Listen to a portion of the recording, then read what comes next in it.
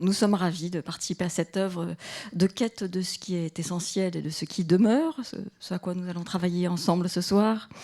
Alors notre sujet, la liberté, c'est une valeur fondamentale du monde moderne qui ne jure plus que par elle, et qui n'entend être l'objet d'aucune détermination, d'aucune injonction. Aujourd'hui, on entend absolument tout choisir, rechoisir, choisir jusqu'à son sexe même. Et il y a pourtant un paradoxe. Plus le monde réclame la liberté comme clé absolue du bonheur, plus il semble étrangement s'en éloigner. Dieu apparaît de plus en plus comme l'ennemi public numéro un de cette liberté, de ce bonheur.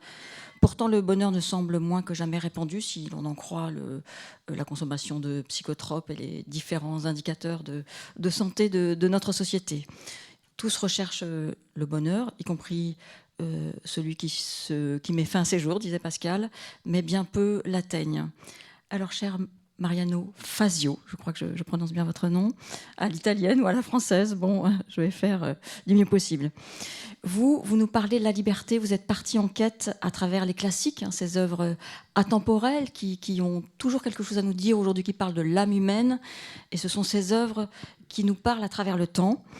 Et pour aborder cette question de la liberté, vous le faites avec votre quadruple casquette d'historien, de théologien, de philosophe et d'homme de lettres, et puis avec le regard du cœur, celui de prêtre. Cher Rémi Brague, au sein de votre œuvre absolument foisonnante, votre dernier ouvrage nourrit tout particulièrement la question qui nous occupe ce soir, votre dernier ouvrage « À chacun selon ses besoins », puisque vous y traitez en quelque sorte du mode d'action de Dieu, de ce Dieu qui, nous dites-vous, précisément vient libérer la liberté. Alors pour attaquer ce vaste sujet, nous nous proposons d'essayer d'aborder ce que n'est pas la liberté. Mariano Fazio, vous, dans la littérature, vous nous montrez combien l'homme, à travers les siècles, s'est trompé. Don Juan pense que le secret, c'est de s'affranchir de la morale. Macbeth mise sur le pouvoir et Harpagon met tout sur sa cassette. Dites-nous un petit peu. Très bien. Alors, je suis très content d'être ici. Et je dois confesser que j'ai un peu de peur parce que le français, ce n'est pas ma langue maternelle. Je suis très francophile. Je suis très content d'être à Paris. C'est ma ville. Mais aussi avec ce public, c'est possible que je ferai des erreurs de la langue de Molière. Mais je comprends que vous êtes très bon. Alors vous comprenez parfaitement les choses que j'essayerai de dire. Mais vous connaissez parfaitement la littérature française. Alors, je crois que c'est très important les classiques parce qu'un livre classique peut être écrit le 8e siècle avant Christ, par exemple Homère, et ces livres continuent à parler à nous parce qu'ils parlent de la nature humaine, ils parlent du bien, du mal, de la vérité, de la vie, de la mort, etc.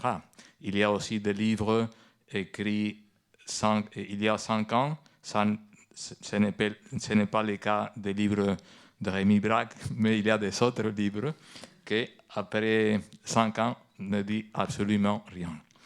Et alors, on peut trouver dans les classiques de tous les âges des figurations du bonheur et en même temps de la liberté qui sont très classiques parce que c'est notre cas. Et beaucoup de fois, nous pensons que le bonheur se trouve dans la richesse. Il y a beaucoup d'exemples de la littérature. Harpagon, pour citer un personnage français, mais aussi la chanson de Noël de Dickens, où le personnage central pense que s'il accumule de l'argent, il sera très heureux et il sera complètement libre. Aussi, il y a un autre endroit, place, que beaucoup de nous nous pensons que nous pouvons trouver là le bonheur et la liberté, que c'est le pouvoir. Le pouvoir. Un des exemples les plus classiques, c'est Macbeth. Et la tragédie de Shakespeare a un avantage, cette tragédie, parce que c'est la plus brève. C'est très facile de la lire. Et c'est une tragédie parce que la liberté, le bonheur ne se trouvent pas dans les pouvoirs. Et aussi, il y a un troisième lieu où tout le monde pense que se trouve le bonheur et la liberté, et c'est le plaisir. Le plaisir. Et vous savez que plaisir en grec, on dit hédoné. Alors nous vivons dans un monde très hédoniste. Et j'étais très ami de Joaquín Navarro Valls, qui était le porte-parole de Saint Jean-Paul II. Et parfois, j'ai invité cette journaliste à l'université de la Sainte-Croix en Rome. J'étais le recteur là, dans la faculté de communication. Alors, une fois, il m'a dit, je ne peux pas aller parce que j'ai une attaque de anédonia. Anédonia. Qu'est-ce que c'est la anédonia? Pas de plaisir, je ne veux pas aller parce que je voudrais faire des autres choses. Alors, les pouvoirs, les plaisirs, la richesse ne portent pas la bonheur ou la liberté complète. Mais je veux... Pourquoi? Pourquoi? Parce que je peux donner une explication philosophique ou théologique, mais je crois que c'est plus pratique de donner des exemples existentiels. Je crois que tout le monde ici a expérimenté que quand on cherche c'est le bonheur ou le bonheur? Le bonheur pour lui-même, on ne trouve pas le bonheur. Et quand on cherche l'argent, on peut trouver beaucoup d'argent, mais après, on veut plus d'argent. Ça, c'est une idée aussi de Dante au XIIIe siècle. Mais aussi, nous avons l'expérience, et je crois, quand on contemple une œuvre d'art ou un beau paysage, c'est-à-dire la beauté, au moins par 5 minutes, et on peut expérimenter la transcendance, quelque chose qui peut remplir notre cœur. Et aussi, quand on voit l'exemple d'une personne très bonne, très sainte, et qui donne la vie pour les autres, il y a quelque chose qu'on sent dans notre cœur. Et aussi, quand on fait une découverte, et la parole est aussi grecque, eureka, ou eureka, je ne sais pas comment on dit en français, eureka, parce que la vérité remplit pleinement notre cœur. Et la tradition dit que la vérité, la beauté, les biens, on peut l'identifier avec Dieu. Alors je crois que le bonheur ou la liberté pleine, nous pouvons la trouver seulement en Dieu. Rémi Braque, la modernité semble penser à gros traits que ce serait s'arracher de la nature. La nature serait une contrainte et puis la raison permettrait de s'y soustraire. Est-ce que c'est vraiment ça? Écoutez, la modernité, ça veut dire deux choses déjà. D'abord, c'est une période de l'histoire que l'on fait commencer en gros avec Christophe Colomb, Luther, la chute de Constantinople. Une période de l'histoire qui a apporté, comme toutes les périodes de l'histoire, du bien et du mal. Elle a produit des génies et des crétins, elle a produit des saints et des salauds, comme l'Antiquité, comme le Moyen-Âge, comme notre époque contemporaine. Point. Ce que j'entends par modernité, c'est le projet moderne. L'expression n'est pas de moi, mais je l'assume. Et je désigne par là, avant tout, le programme qui a été celui d'un Anglais, Francis Bacon, qui a formulé pour la première fois la tâche qui est celle de cet homme que l'on a pu appeler l'homme faustien, sur le modèle du Faust de Goethe, et qui cherche à conquérir, à soumettre la nature.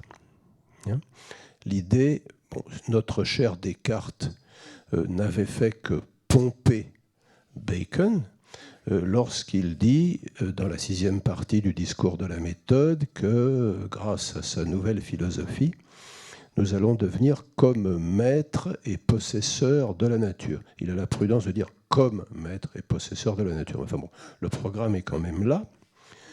Et il suppose quelque chose d'assez différent de ce que l'on faisait avant, donc dans l'époque pré-moderne, et en particulier dans cette époque que la modernité aime à désigner comme le Moyen-Âge, qui sert, disons, de poubelle pour tout ce dont nous ne voulons pas.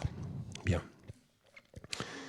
Au Moyen-Âge, comme dans l'Antiquité, comme dans la préhistoire, autant que nous pouvons la connaître, bien, évidemment, l'homme devait cultiver la terre, élever des animaux, éduquer ses enfants, enfin, bon, faire toutes sortes de choses. Mais il n'y avait pas cette idée d'une domination de la nature. Et cette idée n'est venue que lorsque on a eu l'impression que nous étions radicalement étrangers à la nature. Nous n'en faisons pas partie. Nous sommes un petit peu comme des, je ne sais pas, mettons des anges déchus, enfin, des gens qui seraient tombés de quelque part. Et de ce point de vue-là, on a pu dire que la modernité, en tout cas le projet moderne, ressemblait assez à la mentalité qui caractérisait ce que l'on appelle la gnose. Cette nébuleuse de penseurs qui n'étaient pas tous du même avis, mais enfin qui avaient tous la même sensibilité. L'idée suivant laquelle nous ne sommes pas chez nous ici, nous ne sommes pas chez nous sur Terre, nous sommes tombés d'un monde supérieur et notre tâche la plus urgente, c'est de le quitter. Bon. Et une manière de quitter ce monde, on dit très bien, enfin, dans le langage des Jones, on dit très bien, on s'arrache. Bon. Écoutez, alors c'est exactement la tâche que nous propose la modernité, nous arracher à la nature, concevoir ou expérimenter la liberté comme bien une manière de lever l'ancre par rapport à tout ce qui apparaît maintenant comme des contraintes et non pas comme des chances, non pas comme des données que nous avons à cultiver, à pousser à leur perfection, mais nous avons à nous en débarrasser. Ce qui suppose que cette nature que nous avons à dominer nous est totalement extérieure. Cela suppose que nous n'avons pas nous-mêmes de la nature à l'intérieur de nous-mêmes. Alors cela a poussé certains penseurs, là je pense à quelqu'un de très respectable, qui est le philosophe allemand Fichte, qui était considéré comme un disciple de Kant, donc au début du XIXe siècle, pour le situer. Il a dû mourir vers 1812-1814, dans ces eaux-là. Enfin, je ne sais pas ça par cœur.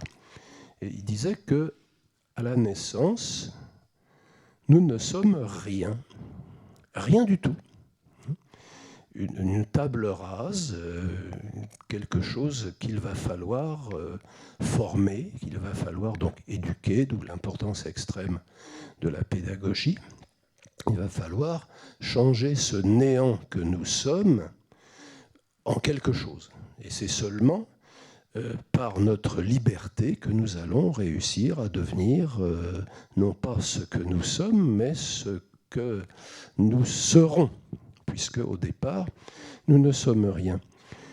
On voit réapparaître cette conception, à mon avis, suicidaire de la liberté, chez les gens qui prétendent, par exemple, que nous pouvons choisir librement notre sexe. On dit plutôt notre genre. Bon. Comme si nous étions des âmes qui volent quelque part au-dessus d'un corps, au-dessus de plusieurs corps, et qui peuvent s'y poser où elles veulent. Alors cette liberté-là,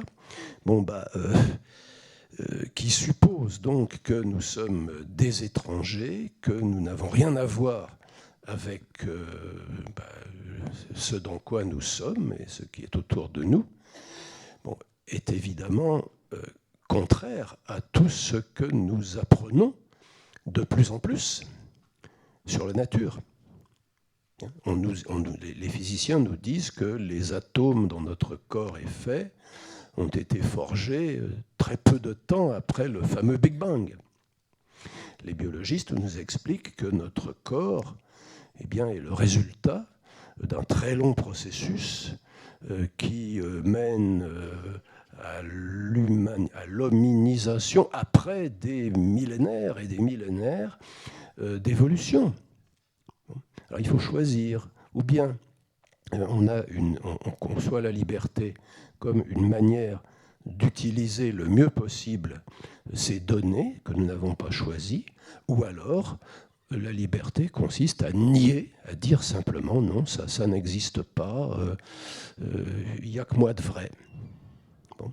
Ce qui, disais-je, mène au suicide, puisque la manière la plus efficace de parvenir à une parfaite autodétermination, c'est le suicide. Puisque, je me suis amusé à développer le paradoxe quelque part, si nous voulons par exemple nous modifier un petit peu, je ne sais pas, mettons perdre du poids, nous allons suer sanguéo, nous allons nous priver d'un tas de bonnes choses, nous allons tirer et pousser sur des tas de choses dans un club de fitness. Bon.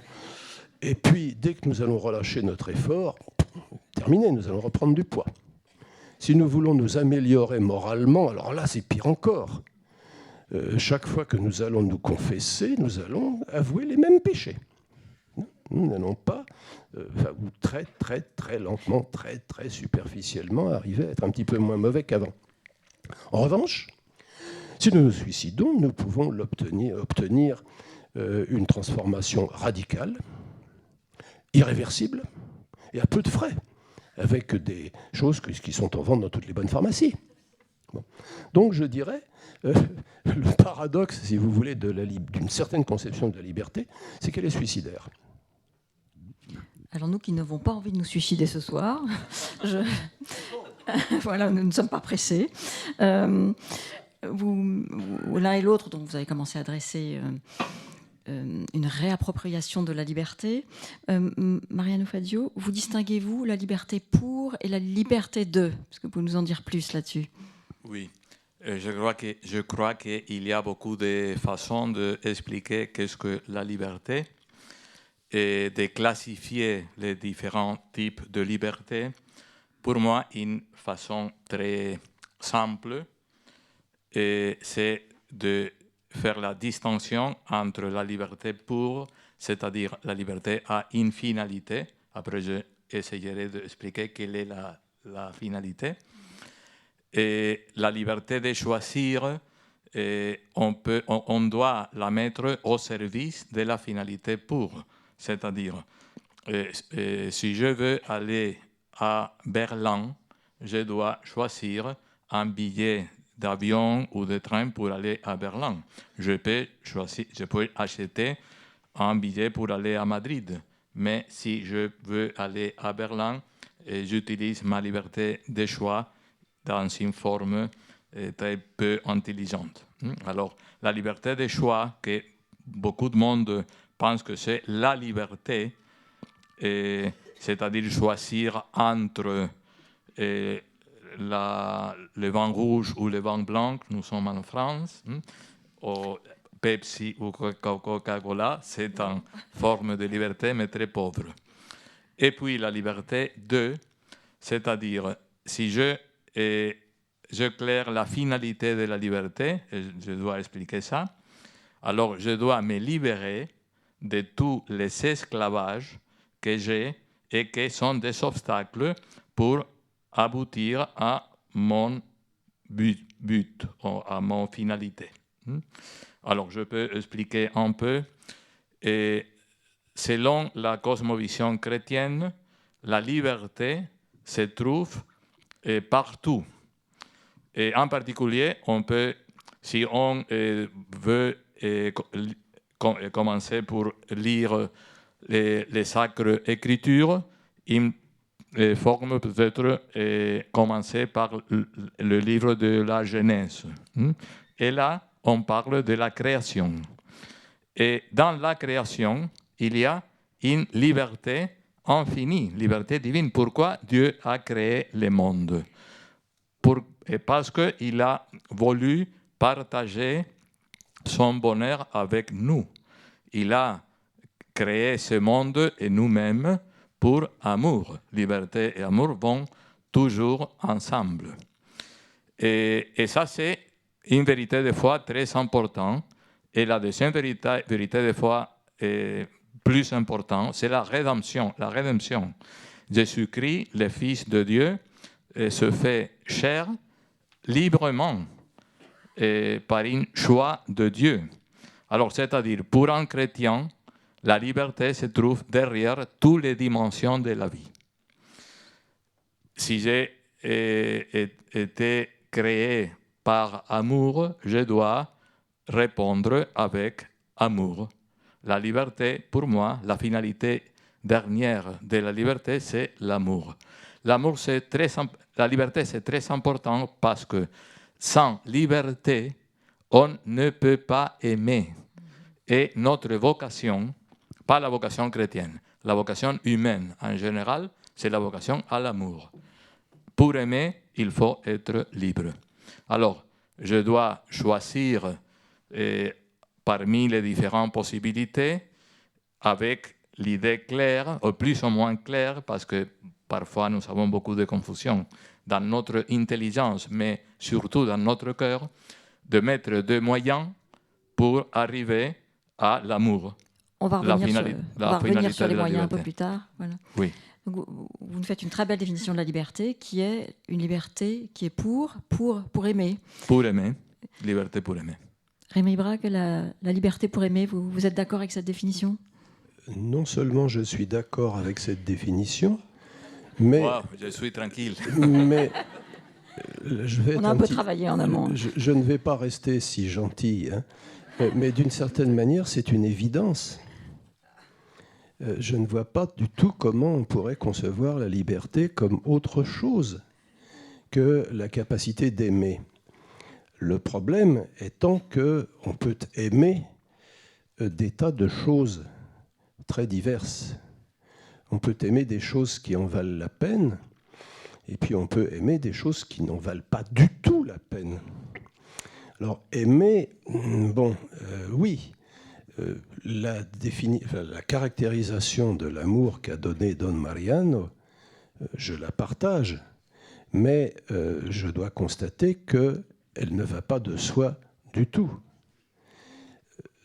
On peut très bien aimer, par exemple, on peut s'aimer soi-même, ce qui est très bien si on s'aime d'un amour intelligent. Mais la plupart du temps, je ne sais pas, je pense à moi en particulier, vous c'est peut-être mieux, mais la plupart du temps, on a de soi une idée déjà fausse, ou mutilée, ou paralysée, en tout cas insatisfaisante, et on essaye d'aimer ce petit moi, et on arrive donc à des choses qui ne méritent peut-être pas que l'on mobilise une liberté authentique pour les atteindre. Mais le fait que toute liberté soit une liberté pour aimer, que nous soyons d'une certaine manière réduits à aimer, la différence étant, je le répète, de savoir quel objet nous allons aimer, c'est une évidence qui a été assez bien vue par un penseur qu'on n'attend peut-être pas ici, à savoir Nietzsche. À l'issue de sa réflexion sur la condition humaine, réflexion qui est tout à fait digne d'intérêt, enfin, Nietzsche me semble une sorte d'ennemi intéressant, si vous voulez. Eh bien, il arrive à la formule qu'il exprime dans un latin dont je ne sais pas trop à qui il l'a emprunté. Je crois que la formule ne se trouve pas chez un auteur ancien. Il l'a peut-être formulé. Amor fati. L'amour, mot à mot, l'amour du destin. Fatum, nous avons encore le mot dans le français fatalité. Quand on dit fatal, bon, ça peut vouloir dire des tas de choses. C'est la femme fatale à laquelle on ne saurait résister, mais c'est aussi la fatalité de Chéri Bibi, ça c'est vraiment pour les anciens, et c'est le sens allemand du mot fatal, c'est-à-dire quelque chose de tout à fait négatif. Alors ce qui dit, c'est que nous devons de toute façon adhérer. Nous n'avons pas choisi, nous ne pouvons pas choisir, mais nous pouvons accepter, assumer, comme on n'arrête pas de le dire maintenant un petit peu à toutes les sauces, assumer ce à quoi finalement nous sommes obligés d'adhérer. Alors on a cette sorte de liberté exaltée, liberté poussée à l'incandescence, qui n'arrive qu'à aimer ce que de toute façon nous ne pouvons pas ne pas. Sinon aimer, du moins accepter, tolérer, bien vouloir, parce que il n'y a pas de choix. There is no alternative. Madame Thatcher était assez nietzschéenne de ce point de vue-là. Donc le vrai problème, et le père Don Mariano l'a dit avec beaucoup de talent, c'est savoir quel objet nous allons choisir d'aimer, à quel objet. Je dis objet d'une manière vague, ça peut être une personne, et ça peut même être Dieu. Bon. Donc qui est plutôt une super personne, une supra-personne qu'une personne comme celle dont nous faisons l'expérience. Le problème, c'est de savoir à quoi nous allons, si je puis dire, consacrer notre liberté. C'est là qu'est, à mon avis, le vrai problème. Mariano Fazio, justement, sur cette question de comment ça exerce notre liberté, est-ce que nous sommes réellement libres ? Vous nous avez dit donc la liberté, ce n'est pas la liberté de choisir. Dans quelle mesure sommes-nous contraints ? Est-ce que Dieu nous contraint, nous assujettit ? Quelle est notre part là-dedans ? Et pouvez revenir sur cette liberté pour aimer à travers la littérature. Vous la cherchez à travers notamment le don. Je pensais à l'exemple du Festin de Babette, mais il y en a d'autres. Oui. Alors, je crois que je suis complètement d'accord avec Rémi Braque.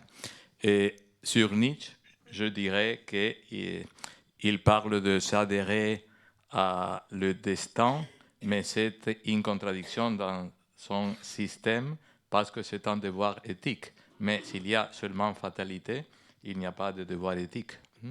Alors, il manque là la liberté. Non ?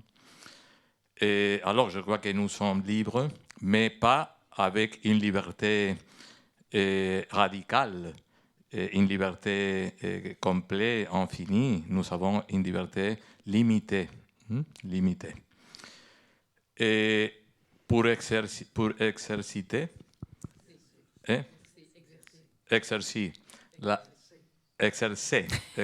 pardon, pour exercer la liberté, je crois qu'il y a la clé de l'anthropologie chrétienne, mais aussi la clé de l'anthropologie naturelle. On la peut trouver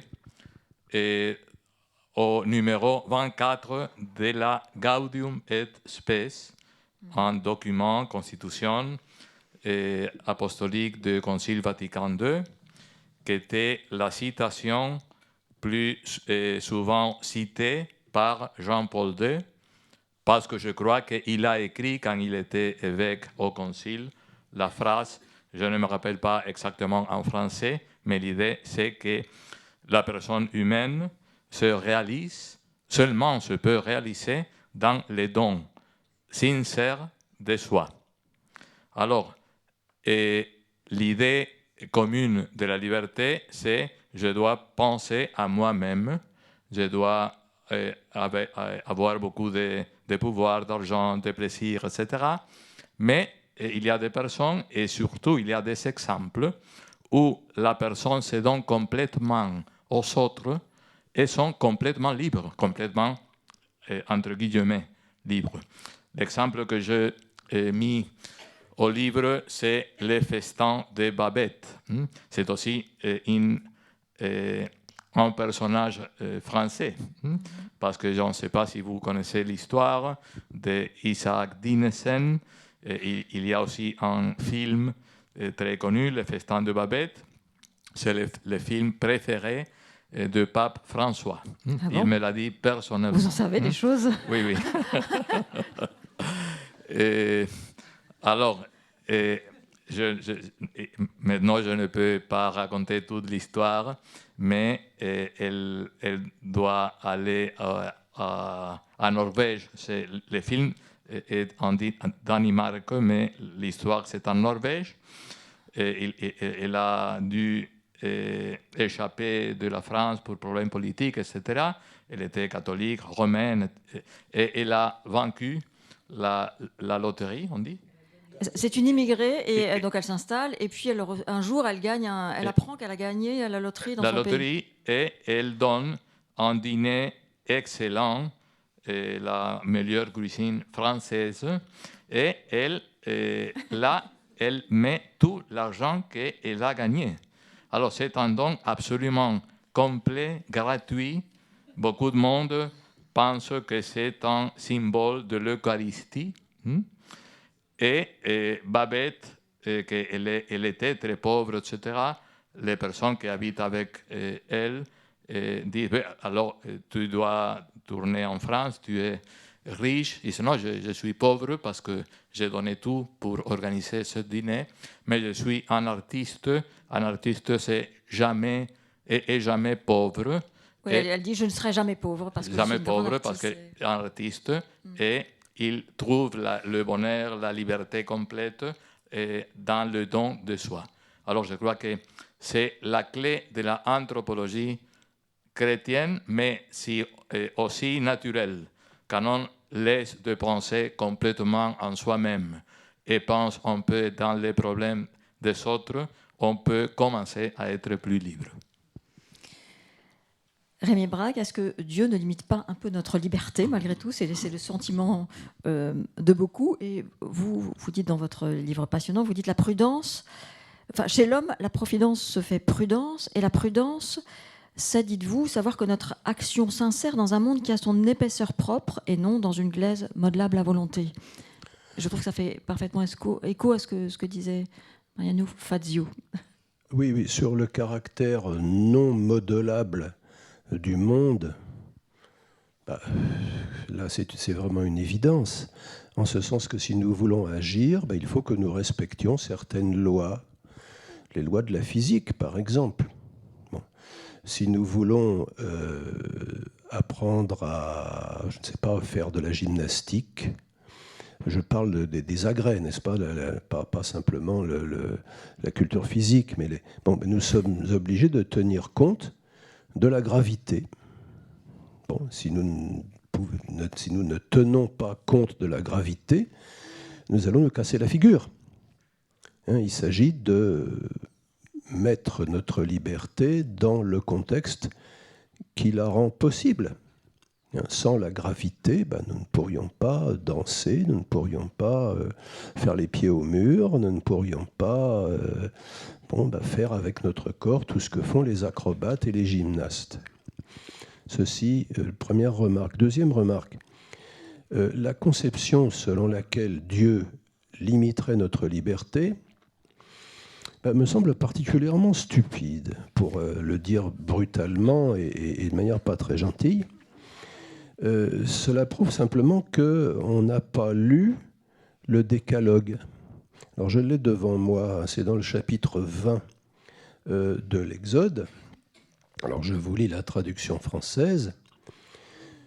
Je dis le décalogue, donc ça veut dire les 10 paroles on traduit d'habitude les 10 commandements, mais il est intéressant de voir que la première des paroles n'est justement pas un commandement. C'est la présentation de celui qui parle. Il donne sa carte de visite, si vous voulez. Et il dit, bon, je suis, alors je traduis je lis le français, hein, je suis l'Éternel, ton Dieu, qui t'ai fait sortir du pays d'Égypte, de la maison de servitude, mot à mot, la maison des esclaves, l'ergastule. Bon. Dieu se présente comme un libérateur. Il fait le peuple d'Israël, qui est évidemment un type de l'humanité, l'humanité qui est une sorte de généralisation, si je puis dire, du peuple d'Israël, était prisonnière et Dieu la libère. Alors qu'est-ce qui vient après ? On a donc les 9 commandements, parce qu'il n'y en a donc plus que 9.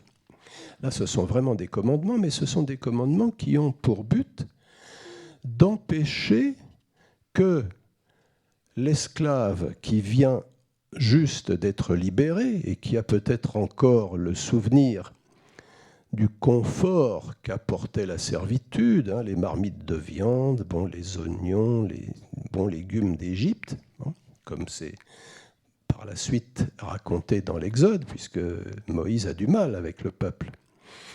Eh bien, l'esclave qui vient juste d'être libéré et qui, comme Socrate dans le Phédon, se frotte les poignets parce qu'il y avait des fers, ça lui fait mal. Bon, il sent encore ça. L'esclave est tenté de retomber dans la servitude.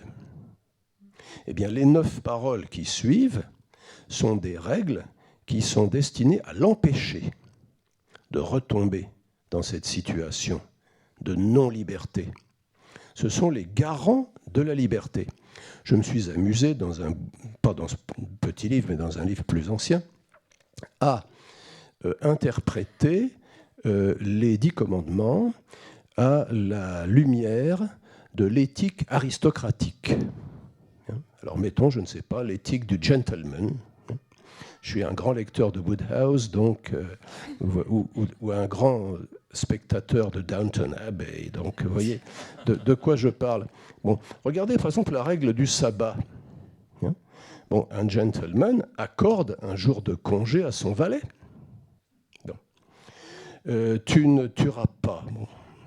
Un gentleman ne tuera pas d'autres gentlemen. Bon, peut-être pour les natives c'est différent, mais bon, il ne s'abaissera pas jusqu'à faucher dans la demeure, dans le manoir ancestral, tel ou tel bibelot, le manoir ancestral d'une autre famille, tel bibelot qui lui plairait.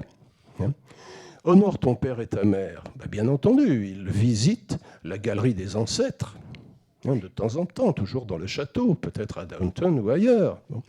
On peut comprendre ça comme une éthique totalement aristocratique, avec cette particularité que l'aristocratie est généralisée. Nous sommes tous nobles, parce que nous sommes des hommes, des êtres humains. Cette éthique aristocratique, qui est donc une garantie de la liberté, qui est l'éthique des hommes libres, c'est ça que Dieu nous demande de faire, nous demande de respecter. J'ai toujours été frappé par un petit passage d'Aristote qui se trouve dans le livre Lambda de la métaphysique, à la fin du chapitre 9, si ma mémoire est bonne, et dans lequel il fait remarquer que dans une maison, une maison au sens antique, c'est beaucoup plus que la famille nucléaire, comme on dit maintenant, dans une maison bien organisée, les hommes libres sont beaucoup plus tenus que les esclaves. Parce que lorsque l'esclave sent que l'œil du garde-chiourme n'est plus là, il va pouvoir faire tout ce qu'il veut. Il va pouvoir céder à tous ses caprices. En revanche, l'homme libre, est tenu par un code d'honneur. Alors c'est le code d'honneur britannique, c'est le Bushido japonais, c'est toutes les formes de code d'honneur que vous pouvez imaginer, mais finalement, d'une certaine manière, l'homme libre est moins libre au sens où nous avons pris l'habitude de prendre le mot que l'esclave. Et on pourrait s'amuser à dire, d'ailleurs je l'ai dit quelque part, que la conception moderne de la liberté, à savoir faire ce qu'on veut, ça, si vous demandez, quand j'étais professeur de philo, je demandais à mes élèves ce que c'est la liberté, la réponse est faire ce qu'on veut. Bon. C'est l'idée que l'esclave se fait de la liberté. La liberté moderne est une liberté essentiellement servile. Et c'est de cette liberté que Dieu veut nous libérer. Donc vous aviez bien compris dès le départ que la liberté, ça n'allait pas être un sujet facile. Hein. Alors, Rémi Braque, malgré tout, puisqu'on a commencé à expliquer cette logique, rentrer dans cette logique un peu plus à fond, vous dites dans votre livre, c'est d'ailleurs son titre, à chacun selon ses besoins, donc Dieu fournit à chacun selon sa nature. Qu'est-ce que cela veut dire concrètement ? Ça veut dire que Dieu respecte sa créature, ne lui demande pas plus que ce qu'elle peut faire. Il ne demande pas à l'animal, par exemple, de parler. Il ne demande pas à la plante de se déplacer pour aller chercher sa pitance. Il respecte, et il va jusqu'à respecter notre liberté humaine. Et alors là, on passe vraiment la surmultiplier, puisque le respect de cette liberté va jusqu'à la croix. La croix, ça sert, si je puis dire, à faire en sorte que nous cessions d'avoir de Dieu l'idée d'un maître, puisqu'il a pris figure d'esclave, comme dit l'Épître aux Philippiens. Nous pouvons désormais, adhérer à Dieu sans même devoir sacrifier quoi que ce soit de l'estime que nous avons de nous-mêmes. Ça, il y a un respect de la liberté humaine qui est poussé à un degré que nous avons même du mal à concevoir. Parce que d'une certaine manière, c'est fou. C'est fou. D'ailleurs, certains auteurs médiévaux n'hésitent pas à dire que Dieu aime d'un amour fou. Quand on dit un amour fou, il faut prendre les choses vraiment au pied de la lettre, puisque c'est un amour qui va jusqu'au sacrifice de soi-même. Simplement parce que Dieu, d'une certaine manière, ne peut avoir affaire qu'à des sujets libres. Parce que c'est par là qu'il lui ressemble. Si je puis risquer une formule évidemment théologiquement inexacte, je dirais que Dieu ne s'intéresse qu'à la liberté, ne suscite en nous que la liberté. Le reste, d'une certaine manière, ne l'intéresse pas. Dans mon bouquin, je cite une phrase de Schelling, le philosophe allemand, de la première moitié du XIXe siècle. Il dit que la révélation ne peut s'adresser qu'à un être libre parce que Dieu est lui-même libre et il cherche un partenaire de dialogue possible. Il ne peut pas entrer en dialogue avec un cheval ou avec un écureuil. Non. Simplement, il donne au cheval tout ce qu'il lui faut, il donne à l'écureuil tout ce qu'il lui faut, ce que l'on appelle, baptisant la difficulté, l'instinct. À nous, il donne la liberté, parce que c'est ce qu'il est lui-même. Mariano Fazio, est-ce que nous avons un destin ? Et alors, je préfère parler des vocations, pas des destins, mais je voudrais ajouter quelque chose à les choses magnifiques qu'a dit Rémi Braque, et parce que si Dieu nous a créés pour être aimés, alors c'est nécessaire d'être libre. Il y a aussi un auteur que j'aime beaucoup, Kierkegaard, qui explique que pour créer des créatures libres, il faut être omnipotent, c'est l'omnipotence de Dieu qui est si omnipotent, il a un pouvoir si infini qu'il peut partager sa liberté avec les créatures. Et ça, c'est une chose incroyable. Et après, je me rappelais, écoutant Rémi, un texte de Benoît XVI. Je crois que nous sommes chez Benoît XVI. Et quand il dit que le fait historique plus libre de l'histoire du monde, ce n'est pas la Révolution française, ce n'est pas la Révolution d'octobre, mais c'est la mort de Jésus sur la croix. Parce qu'il dit lui-même, personne ne me quitte la vie, je la donne librement. Ma vie, personne ne la prend. Oui. Et puis, je crois que c'est très intéressant parce que aussi, dans l'opinion publique, on met comme chose complètement contraire la liberté et l'obéissance, ou le respect à des règles, à des lois naturelles, morales, etc. Et on peut voir que le péché originel était la désobéissance et Christ a gagné notre notre salut à travers l'obéissance. Mais c'est une obéissance complètement libre. Et l'obéissance sans liberté, ce n'est pas une obéissance accorde selon la dignité humaine. Alors, liberté de Dieu, liberté humaine, obéissance, bon, je crois qu'on peut penser, méditer sur ces trois choses. Est-ce que Dieu a un projet pour nous dans cette articulation que vous nous décrivez ? Est-ce que Dieu a un projet pour nous dans cette articulation que vous nous décrivez entre la liberté de Dieu et l'homme ? Est-ce qu'il a un projet ? Un projet pour un autre livre ou quoi ? Non, est-ce que Dieu... oui. Est-ce que Dieu vous a demandé un autre livre ? J'espère bien. Dieu, pardon, je ne compris pas. Non, mais oui, alors, je peux retourner... Vous écrivez qu'il a un rêve pour l'homme. Voilà. Je peux retourner à la question s'il y a un destin. Alors, je préfère parler, quand Dieu parle aux hommes, des vocations. Et la vocation, c'est un rêve de Dieu. Tous les derniers papes, Saint Jean XXIII, Saint Paul VI, Saint Jean-Paul II, Benoît XVI, le pape François, parlent que Dieu a un rêve pour les hommes.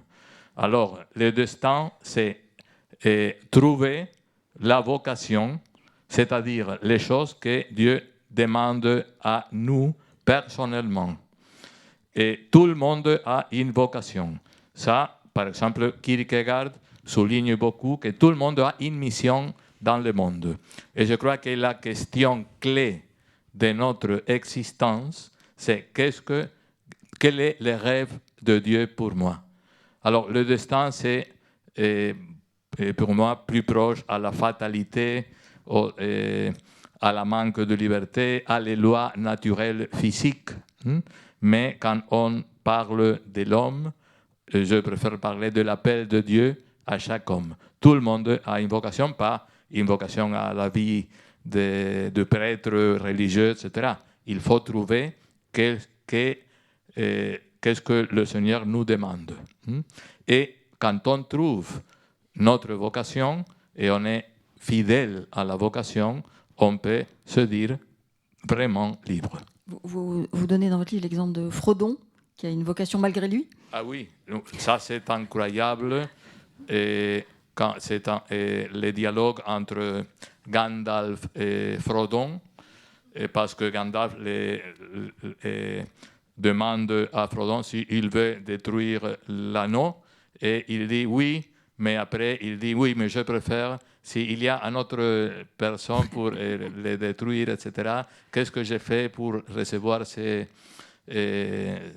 tâches, etc. Alors Gandalf explique que ce n'est pas pour les mérites de Frodon, c'est pour un destin, mais destin pas fatal. Et alors aussi Frodon a tous les moyens pour remplir ou pour porter en réalité les projets de Dieu. C'est très intéressant parce que dans le Seigneur des Anneaux, Dieu n'est pas présent explicitement, mais on voit la providence derrière toutes les pages du Seigneur des Anneaux. Et aussi, c'est très intéressant de voir comment la providence choisit les plus faibles, les hobbits, pas les personnes plus importantes, plus intelligentes, avec plus de vertus, etc. Ça nous laisse beaucoup d'espoir. Enfin, ça me laisse beaucoup d'espoir, pardon. C'est incroyable. Et aussi, je finis pour parler du Seigneur des Anneaux. C'est très intéressant parce que la destruction de l'anneau, ce n'est pas seulement Frodon, il y a une équipe qui sont... Et d'ailleurs, ce n'est pas vraiment lui, sans spoiler, comme on dit. Oui, mais sont des personnes très différentes.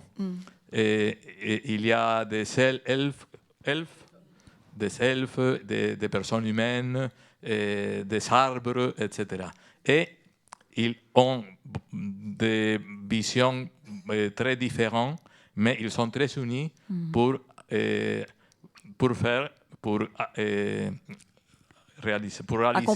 accomplir la mission. Et aussi, je crois que pour nous, pour l'Église catholique, pour beaucoup des institutions, etc., c'est très intéressant d'être très unis dans la mission avec notre différence. C'est un classique à mettre dans toutes les mains pour ceux qui y ont échappé encore. Alors Rémi Brague, toujours pour rebondir là-dessus, vous dites que la Providence, elle veut toujours nous faire atteindre un bien. Et le bien propre à l'homme, est-ce que ce n'est pas la sainteté ? Bien sûr. Bien sûr. C'est ça notre destinée, notre destin, c'est la sainteté ? C'est ce à quoi nous sommes appelés. C'est ça que veut dire vocation d'ailleurs. C'est ce à quoi nous sommes appelés. Je me permets d'ailleurs de faire remarquer que nous avons trop souvent, une conception fausse des intentions, non pas de Dieu, mais de Satan sur nous. Un petit peu de démonologie ne fait pas de mal de temps en temps, à condition de ne pas succomber à la fascination que cet être exerce. Qu'est-ce qu'il veut ? Qu'est-ce que veut Satan ? Certainement pas, contrairement à ce que l'on pense assez souvent lorsque l'on l'interprète comme une sorte de Prométhée. Prométhée d'ailleurs compris totalement à contresens par rapport aux intentions d'Échille, du poète, du tragique grec Échille qui en a parlé. Bon. En fait, ce que veut Satan, c'est nous empêcher, nous, de répondre à l'appel que nous fait Dieu. Il le fait en essayant de nous faire croire que nous ne valons pas la peine de cela. Que Dieu ne peut pas s'intéresser à nous. Parce que, à la différence de lui qui a été créé de pure lumière, ça c'est plutôt dans le Coran que dans la Bible, nous sommes de terre. Nous sommes, et d'ailleurs nous y retournons, nous y retournerons. Bon. Donc Dieu ne peut pas raisonnablement s'intéresser à nous. Puis en plus, nous sommes tellement mauvais que Dieu ne peut pas exercer à notre égard sa miséricorde. Nous ne sommes pas dignes de cela. D'une certaine manière, Satan veut que nous manquions d'ambition. J'ai horreur de l'idée suivant laquelle le péché, ça serait ce que l'on appelle en grec hubris, en vouloir trop. Pas du tout. Le péché consiste à ne pas en vouloir assez. Et justement, à ne vouloir que des choses qui ne valent pas vraiment la peine. On en a parlé au début, l'argent, le plaisir, je ne sais pas quoi, la puissance. Bon, c'est ça qui n'est pas intéressant. La sainteté, en revanche, c'est vraiment intéressant. Ça vaut la peine, ça mérite. Donc, d'une certaine manière, Satan voudrait que nous en rabattions. Et pas que nous en voulions trop, mais au contraire. Donc je crois qu'il faut vraiment essayer de se débarrasser de cette idée suivant laquelle nous serions faits pour autre chose que la sainteté. Alors ce soir, nous ne manquons pas d'ambition. Nous avons une liberté pour l'amour et qui vise à atteindre la sainteté. Et comment allons-nous faire? Cette difficile question des moyens, on connaît les lamentations de saint Paul. Ma façon d'agir, je ne la comprends pas. Ce que je voudrais, cela, je ne le réalise pas. Mais ce que je déteste, c'est ce que je fais. Alors Mariano Fazio, puisque la liberté a une fin, ce que vous nous avez dit, hein, la liberté pour avant la liberté de, vous soulignez qu'il faut être cohérent et qu'il faut donc, pour s'en approcher, développer toute cette cohérence. Et ça, on le voit à travers la littérature, hein, notamment avec les sœurs Brontë qui écrivent, qui ont des merveilleux personnages, qui sont confrontés à ces dilemmes, et notamment, c'est dans Jane Eyre, je crois, Oui. J'observerai la loi que Dieu a dictée. Loi et principe ne servent à rien quand il n'y a pas de tentation. C'est le jour de son mariage où elle découvre que son époux a déjà été marié. Elle est confrontée à cette question tragique. Oui. Et non, et je crois que ce texte, c'est très important parce que peut-être une réponse à la dictature du relativisme. Parce que Jane Eyre est très... elle a vraiment un amour très profond par Edward Rochester, mais quand elle se rend compte que Edward Rochester est déjà marié, elle dit « Je dois être cohérent avec la loi morale que j'ai appris depuis mes premières années, etc. » Aujourd'hui, je crois que la majorité de l'humanité dirait à Jane Eyre, pas de problème, nous pouvons continuer à mettre la première femme d'Edward Rochester en prison, ou nous pouvons pas la tuer, mais on peut la mettre en maison pour les personnes âgées, et nous pouvons vivre ensemble parce que nous nous aimons vraiment. Et c'est pour ça que Jane Eyre, c'est un modèle vraiment de liberté. Mais je crois, parce que je ne parlais pas de la liberté et il me semble très important, pour arriver à la sainteté, il faut remouvoir les obstacles pour arriver à l'amour de Dieu, etc.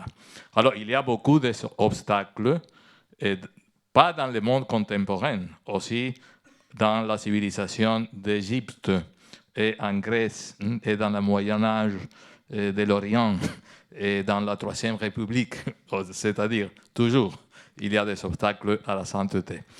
Et je voudrais citer une idée qu'il me semble très intéressante pour nous, au moins pour moi, je parle pour moi. Et le principal obstacle pour la sainteté, si la sainteté c'est l'identification avec le Christ, et le Christ donne soi-même complètement sur la croix et pendant toute la vie, la chose complètement opposée, c'est de penser à nous-mêmes, et c'est-à-dire l'égocentrisme. Alors, il y a, j'ai lu un livre de psychologie où on parle de 4 différents types d'égocentrisme. Et je crois que c'est très intéressant parce qu'au moins je me trouve dans les 4 cas. Et vous, je suis sûr que vous pouvez vous trouver dans un cas et pas totalement. Alors, le premier cas, c'est... On va faire ça en nous-mêmes. Le premier cas, c'est Néron. Néron, c'est-à-dire, je commande ici, la loi, c'est moi, l'État, c'est moi, etc. Alors, tout le monde doit m'obéir. Il y a beaucoup de Néron, et tout le monde porte un petit Néron dans son cœur. Le pape François a dit, tout le monde porte un petit Argentan dans son cœur. Je ne sais pas pourquoi. Ok, Néron. Le deuxième type, c'est Star. C'est-à-dire, tout le monde doit me louer, m'admirer, etc. L'exemple que j'ai mis dans le livre, c'est un exemple complètement français, c'est du Petit Prince, quand le Petit Prince visite la planète avec le vaniteux. Le vaniteux qui est tout seul Le et qui lui vaniteux dit qui est tout admire-moi seul. quand même. Oui, et alors c'est très sympa. Et le troisième cas, et je dois être aidé, Cenicienta. Cendrillon.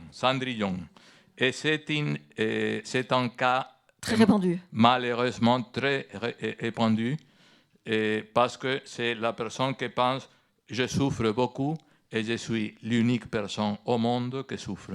Et personne ne me comprend. Et ça, c'est terrible, parce qu'il y a beaucoup de souffrance dans le monde. C'est tout le monde est autour de moi. Et la dernière, le dernier cas est tortue. La tortue parce que on a tout le monde dans mon intérieur, dans ma tête, et je ne suis pas intéressé aux autres. Alors je me suffis à moi-même. Alors je crois que ça, c'est un obstacle très grand pour la sainteté. Notre ego, nous-mêmes. Il faut mourir à nous-mêmes pour vivre dans le Seigneur. Ce n'est pas une idée très originale, on peut la trouver dans l'Évangile. Rémi Braque, si on poursuit ce travail sur finalement notre responsabilité dans cette quête de la liberté, est-ce que les lois sont, puisqu'on a évoqué le dilemme entre le devoir et une autre définition de la liberté qui était, par exemple, de se marier, dans le cas de Jane Eyre. Est-ce que les lois sont le chemin vers la liberté, comme un peu des balises, ou est-ce que c'est pas comme ça qu'il faut voir les choses ? Je crois l'avoir déjà dit d'une certaine façon. Hein. Les lois divines, bon, mettons le décalogue, ce que j'appellerais avec C.S. Lewis, qui est un des saints de mon panthéon personnel, ce que j'appellerais les grandes platitudes. Ouais, c'est des platitudes. Hein. Tu ne tueras pas, tu ne voleras pas, tu ne commettras pas d'adultère, ne porteras pas de faute. Bon, ce sont des platitudes. Hein. Bon. Mais ce sont des platitudes qui font vivre. Alors les lois, oui, mais ça dépend desquelles. Les lois qui sont votées par un Parlement ne sont pas toujours des chemins de liberté. Ça peut même être le contraire. Mais j'aimerais bien revenir sur ce que Don Mariano vient de dire sur l'égocentrisme comme obstacle, comme l'obstacle par excellence. Il y a un passage de Plotin, le philosophe grec relativement tardif, mort en 270, que je trouve tout à fait intéressant et qui est souvent interprété de travers. Il dit que notre tâche, c'est de sculpter notre propre statut. Sculpter notre propre statut. Alors évidemment, on est tenté de comprendre, voilà, il faut arriver à une sorte de stylisation de soi-même. Enfin, il faut se faire ce que l'on est, enfin, il faut devenir ce que l'on est, pour citer Pindare et Nietzsche. Mais ce qu'on oublie, c'est que pour Plotin, c'était la statue des dieux. Ce n'est pas une statue qui nous représente, c'est une statue qui doit nous rendre à l'image de Dieu. Bon, il n'était pas chrétien, mais là, je crois qu'on peut appliquer tout à fait cette idée au christianisme. J'ai cité dans mon petit bouquin un passage de Bérulle, ce spirituel français, d'ailleurs le père de ce qu'on appelle l'école française de spiritualité, XVIIe siècle donc, contemporain de Descartes qu'il connaissait d'ailleurs, et dans lequel Bérulle dit le christianisme est un art de peinture, consiste à peindre en soi l'image de Dieu, ou pour être un petit peu plus rigoureux en matière de théologie, dégager en soi ce qui trouble ce qui efface, ce qui estompe l'image de Dieu en nous. Il ne s'agit pas de se sculpter soi-même et encore moins de s'ériger une statue à soi-même devant laquelle on se prosternerait, ce qui est assez souvent le cas. C'est plutôt la deuxième forme d'égocentrisme qui se marie d'ailleurs très bien avec les trois autres. La victimisation universelle de Cendrillon, là nous sommes en plein dedans.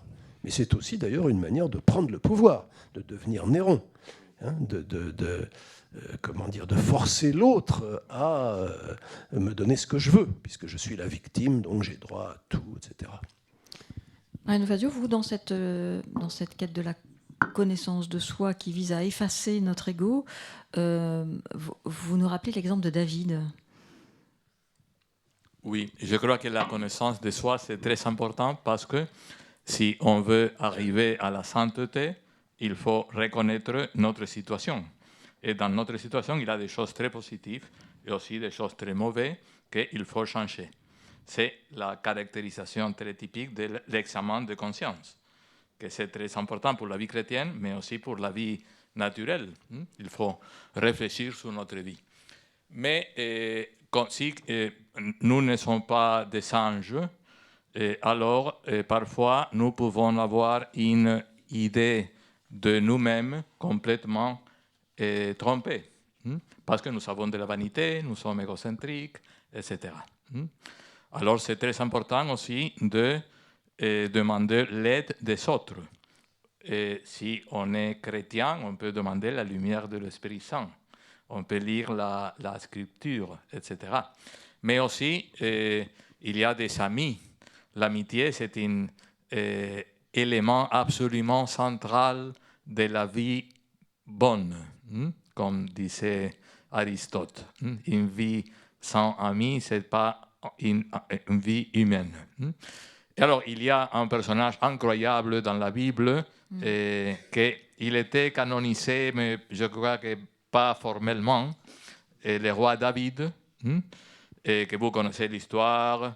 Je ne peux pas maintenant raconter toute l'histoire de David, mais il a commis adultère et un homicide.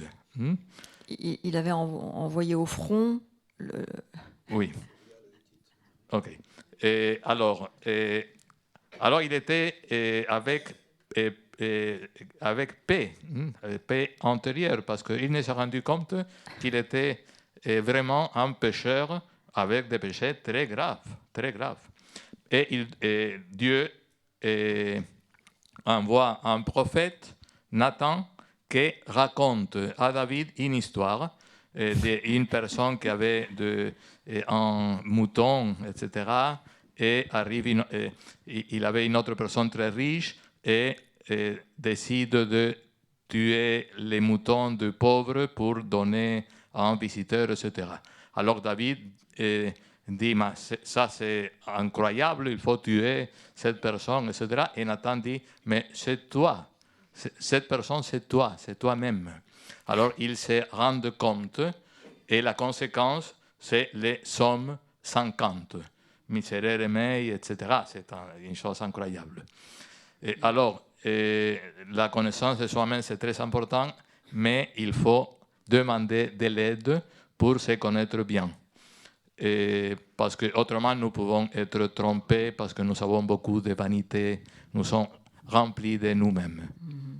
Alors, on arrive justement à notre quatrième partie, vraiment un petit mot de fin, et qui est finalement la liberté avec qui, ce que vous venez d'introduire magnifiquement. Rémi Brague, donc on a commencé cette conférence en disant, finalement, vous nous dites dans votre ouvrage que Dieu vient libérer la liberté, ce qui revient en quelque sorte à dire qu'il nous a déjà tout donné. Comment est-ce que vous diriez ça ? Je le dirais comme Saint Jean de la Croix le dit, évidemment mieux que moi, dans la montée du Mont Carmel, au chapitre 22. Je trouve que j'ai écrit un petit commentaire de ce texte il y a quelques années. Dieu, d'une certaine manière, est pauvre, il n'a rien à nous donner, il n'a plus rien à nous donner, parce qu'il nous a déjà tout donné en nous donnant le Christ. Parce que le Christ, ce n'est pas simplement quelqu'un d'autre que Dieu. Hein ? Toute la doctrine de la Trinité sert à nous aider à entrevoir ce que peut être ce mystère de la pluralité dans l'unité divine. On ne peut pas dire que le Christ n'est pas le Père, on ne peut pas dire qu'il est le Père. Bon, il y a des choses là extrêmement subtiles dans lesquelles je ne peux pas entrer. Mais Dieu nous a déjà tout donné. Nous avons simplement à nous approprier ce qu'il nous a donné. Imaginons que nous recevions, bon, c'est évidemment une hypothèse assez bouffonne, nous recevions un service à thé, composé d'une infinité de tasses. Bon, ben, nous n'aurons, d'une certaine manière, ça y est, tout nous a été donné. Mais nous allons passer un temps, lui aussi infini, à déballer, à retirer le papier de soie qui empêche que les tasses ne s'entrechoquent, qui va ou ne choque la théière, ou le sucrier, etc. C'est ce que nous avons à faire. Dieu nous a déjà tout donné, mais il faut, comme c'est justement un don infini, ben, nous avons jusqu'à la fin des temps pour en explorer les richesses.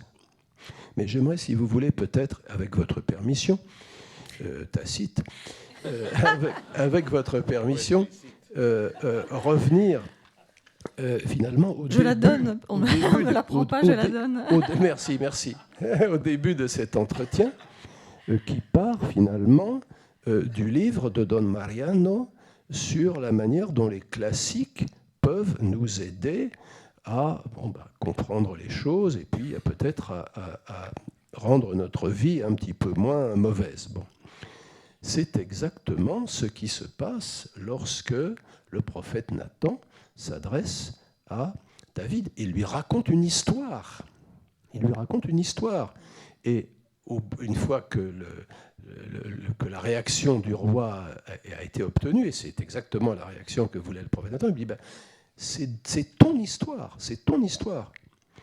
Bien, je ne peux pas lire ce passage sans penser à la fameuse phrase du poète latin Horace, mutato nomine de te fabula narratur.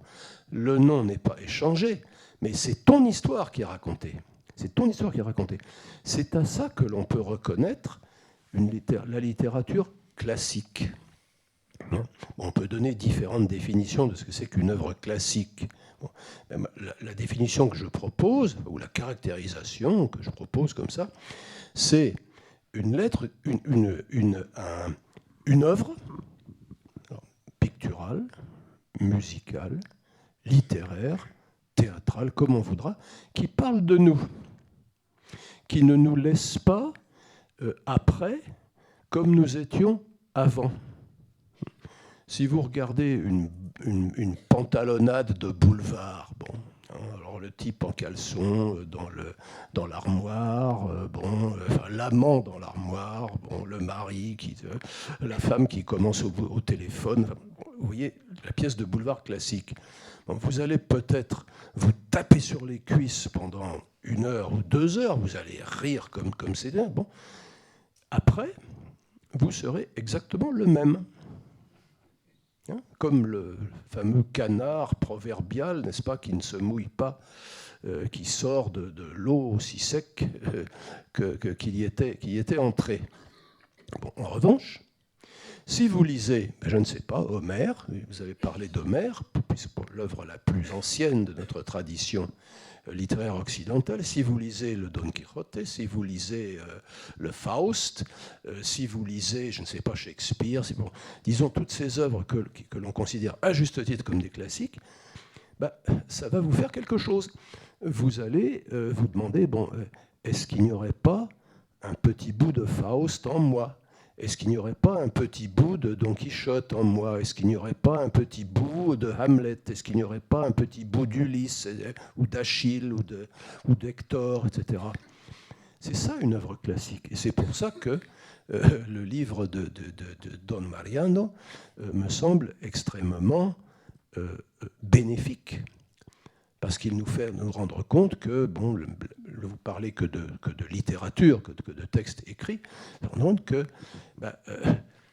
lire ces choses-là, c'est pas seulement, on ne le fait pas simplement pour pouvoir briller dans les salons, hein, on ne le fait pas simplement pour se passer le temps, parce qu'on s'ennuie dans le train et qu'on n'a pas réussi à acheter un polar au kiosque de la gare, mais c'est aussi parce que ça nous laboure, ça nous transforme, ça nous oblige, hein, à nous modifier.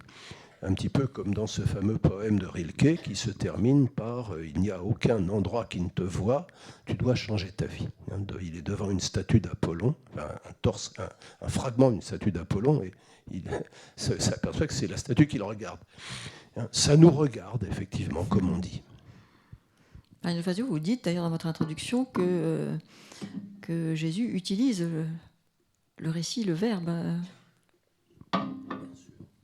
Oui, parce que je crois que Dieu même utilise la narration pour nous raconter les plans pour l'humanité.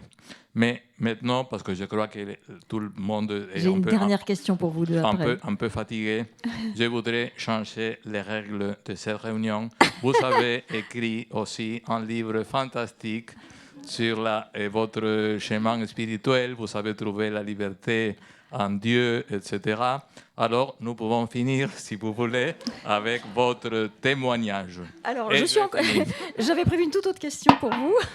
Alors, Ah si, c'est très important, je suis missionnée là-dessus, parce qu'on a parlé de choses très importantes, mais nous devions essayer de lier les grandes questions et les préoccupations intimes, lier le ciel et la terre, et donc la pensée et l'action. Et donc, il faut que vous nous donniez, chacun d'entre vous, un conseil concret, comment allons conquérir notre liberté, chacun en rentrant chez nous.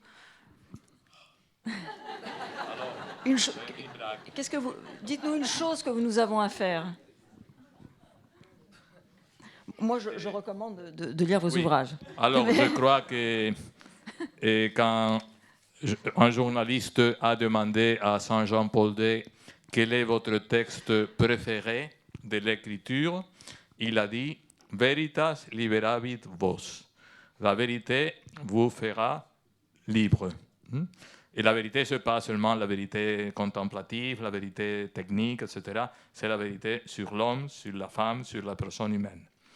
Alors, dans le monde avec la dictature du relativisme, je dirais que c'est très, très important d'avoir confiance dans la capacité de la personne humaine de connaître la vérité complète avec les limitations humaines, et sa connaissance, pas théorique, pas seulement théorique, mais aussi morale, nous aidera à être vraiment libres.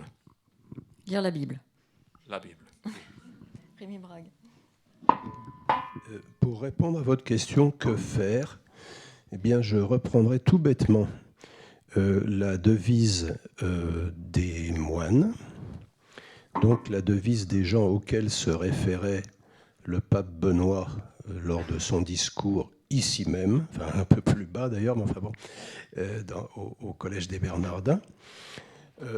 Chacun connaît la formule devenue un peu canonique, ora et labora, hein, prie et travail. Bon.